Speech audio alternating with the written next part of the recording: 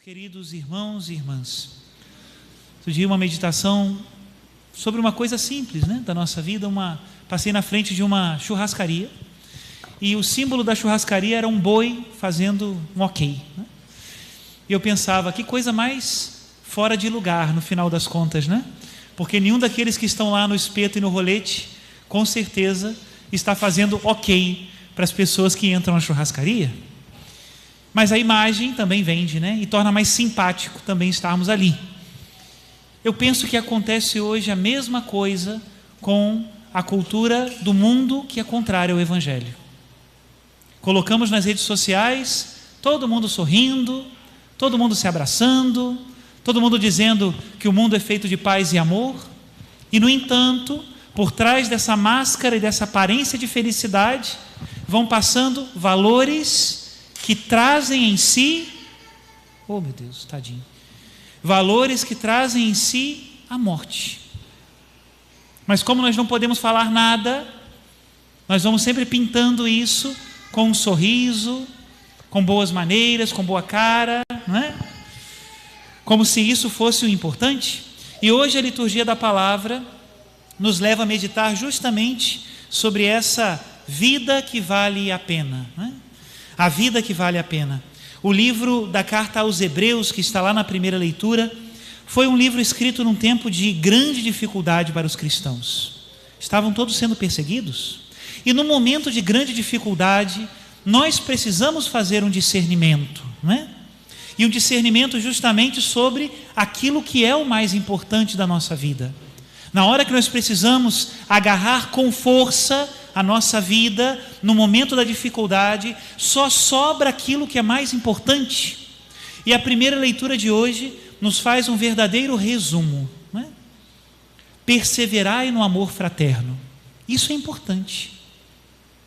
Se nós nos dizemos cristãos e não temos a ninguém como irmão, e não nos preocupamos com ninguém, algo está errado.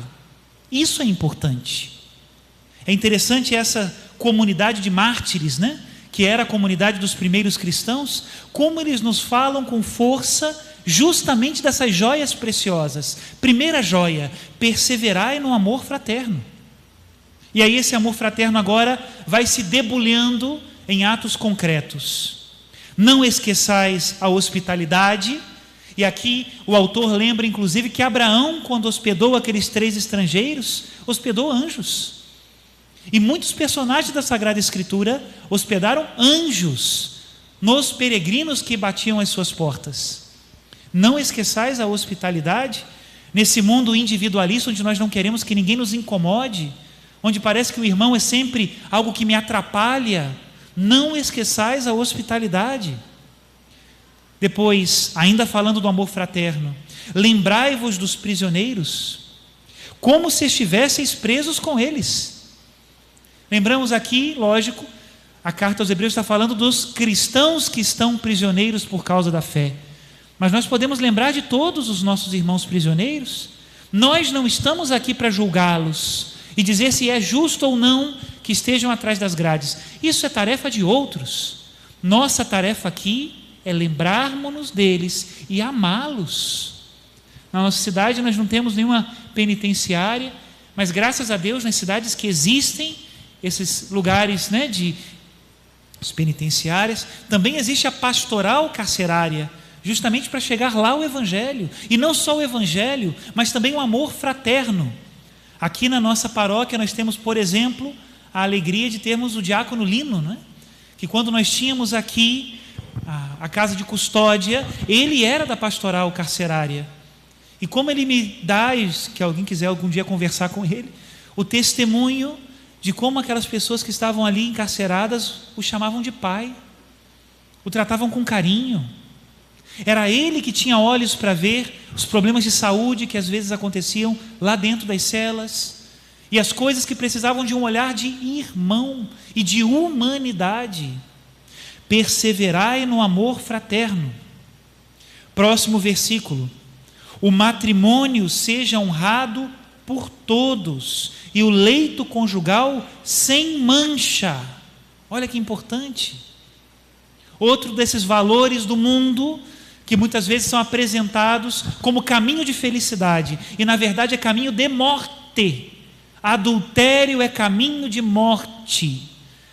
Olha, e é caminho para o inferno que não faz nem curva, porque é uma injustiça contra Deus, contra a família, uma injustiça contra a sociedade, uma grande injustiça. O matrimônio deve ser honrado por todos, por aqueles que estão casados, lógico, em primeiro lugar, mas por todos. Nós precisamos, eu por exemplo que não sou casado, nós precisamos apoiar uns aos outros e elevar a família, e honrá-la, e protegê-la, e amá-la, e falar bem dela, e pregá-la.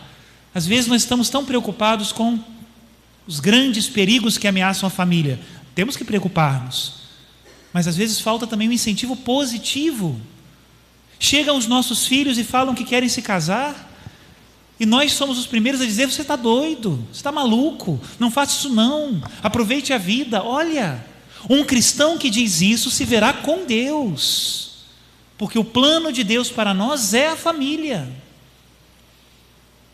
E continua, não é? 5.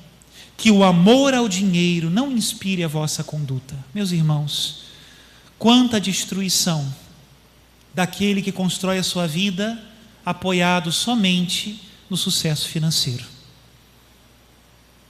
Aquele que muda o seu caminho de lá para cá somente inspirado pelo sucesso financeiro. Quanta destruição. Porque a partir daí nós vamos deixando para trás os valores importantes. Queremos às vezes até fazer o bem. Não, padre, no fundo, eu sempre estive pensando na minha família. É verdade. Mas deixou para trás o mais importante: a presença, o bom exemplo, a palavra, a oração em comum. Ama a sua família? Reze junto com ela. Você ama a sua família? Reze junto com ela. Ai, faz das tripas coração para fazer uma viagem em família. Não tem nada de errado, faça isso. Mas também faça das tripas coração para se reunirem em casa, pai, mãe e filhos, e rezarem juntos. Isso previne muitos problemas, hein? Muitos. Nós não podemos ter vergonha de rezar em casa, de jeito nenhum, de jeito nenhum. E nesse tema em que fala do amor ao dinheiro, não é? Logo em seguida a leitura vem falando de colocar a nossa confiança no Senhor. Contentai-vos com o que tendes, porque Ele próprio disse: eu nunca te deixarei, jamais te abandonarei. De modo que podemos dizer com ousadia: o Senhor é meu auxílio, jamais temerei. Olha isso. Peçamos ao Senhor esta graça. Os bens materiais não são problema, desde que estejam no lugar certo. E o lugar deles não é o lugar de Deus. Deus tem o seu lugar. Depois vem as outras coisas. E termina aqui dizendo dos dirigentes. Também isso é uma coisa bonita, não é?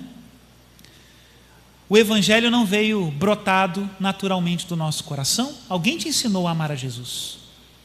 Alguém te ensinou a rezar. Alguém te ensinou o que eram os sacramentos. Alguém te ensinou a amar a igreja.